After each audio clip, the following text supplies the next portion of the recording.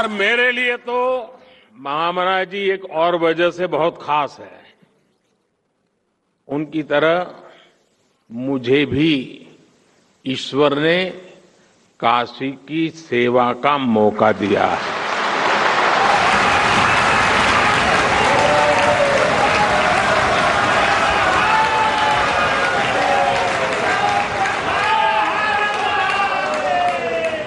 और मेरा ये भी सौभाग्य है कि 2014 में चुनाव लड़ने के लिए मैंने जो नामांकन भरा उसको प्रपोज करने वाले मालवीय जी के परिवार के सदस्य थे।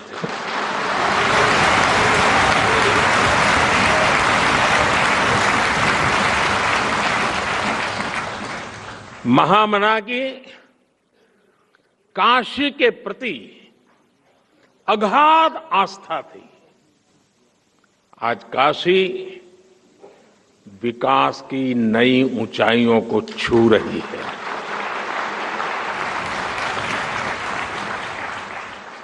अपनी विरासत के गौरव को पुनर्स्थापित कर रही है। मेरे परिवारजनों, आजादी के अमृत काल में देश गुलामी की मानसिकता से मुक्ति पाकर अपनी विरासत पर गर्व करते हुए आगे बढ़ रहा है।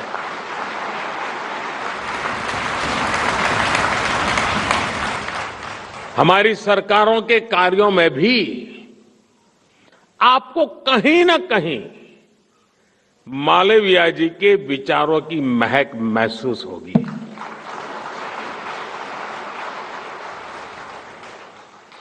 मालवीय जी ने हमें एक ऐसे राष्ट्र का विजन दिया था जिसके आधुनिक शरीर में उसकी प्राचीन आत्मा सुरक्षित रहे, संरक्षित रहे। जब अंग्रेजों के विरोध में देश में शिक्षा के बायकॉट की बात उठी तो मालवीय जी उस विचार के खिलाफ खड़े हुए। वो उस विचार के खिलाफ थे। उन्होंने कहा कि शिक्षा के बायकॉट की जगह हमें भारतीय मूल्यों में रची स्वतंत्र शिक्षा व्यवस्था तैयार करने की दिशा में जाना चाहिए। और मजा देखिए, इसका जिम्मा भी उन्होंने खुद ही उठाया और देश को बनारस हिंदू विश्वविद्यालय के रूप में एक गौरवशाली संस्थान दिया। उन्होंने ऑक्सफोर्ड और कैम्ब्रिज जैसे संस्थानों में पढ़ रहे युवाओं को बीएचयू में आने के लिए प्रोत्साहित किया।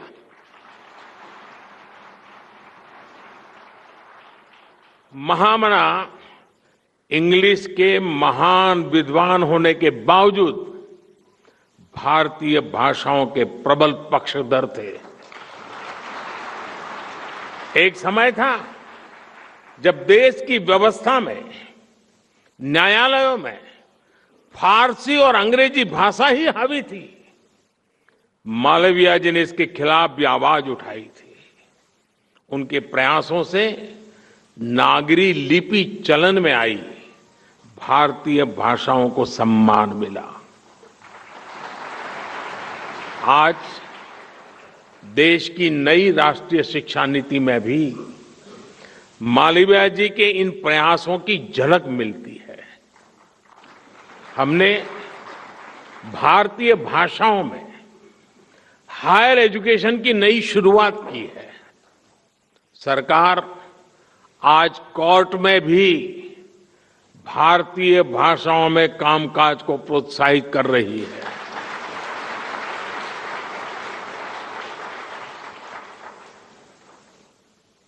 दुख इस बात का है,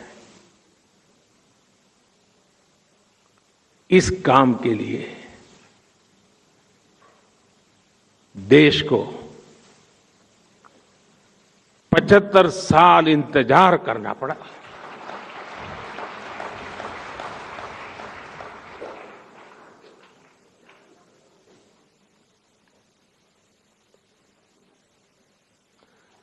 साथियों, किसी भी राष्ट्र के सशक्त होने में उस राष्ट्र की संस्थाओं का भी उतना ही महत्व होता है।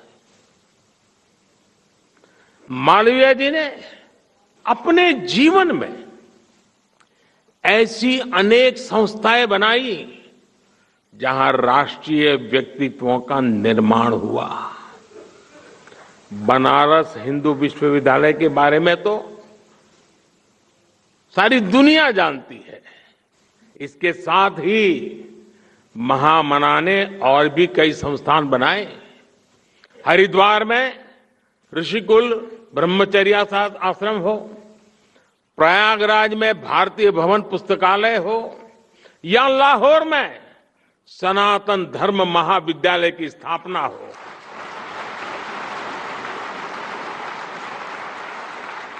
मालवीय जी ने राष्ट्र निर्माण की अनेक संस्थाओं को देश को समर्पित किया। अगर हम उस दौर से तुलना करें तो पाते हैं आज एक बार फिर भारत राष्ट्र निर्माण की एक से बढ़कर एक संस्थाओं का सृजन कर रहा है।